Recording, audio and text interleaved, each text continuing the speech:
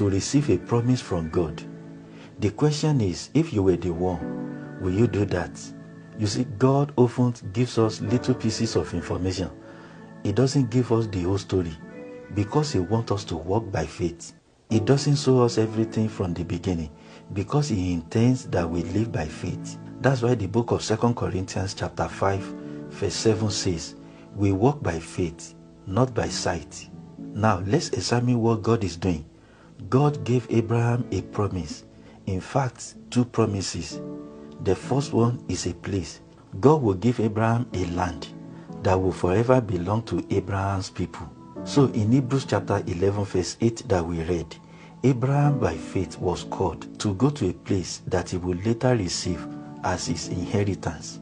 I want you to know that some people were living in the land of Canaan before this time, but God moved them out. How could God give the land of Canaan to the Jews when someone else was already living there? How could God do that? He did it because He owns everything. God owns everything. I'd like you to know this. I want you to know that everything we have is not ours. You must realize that God let you have it to distribute to someone else in need, and you get to be the middleman. There was a second promise that God gave to Abraham, and that was for a son. In the book of Genesis chapter 12 verse 1 and 2, God promised to make Abraham the father of a great nation. In the book of Genesis chapter 12 verse 1 and 2, the word of the Lord says, now the Lord has said to Abraham, get out of your country, from your family, and from your father's house, to a land that I will show you. I will make you a great nation.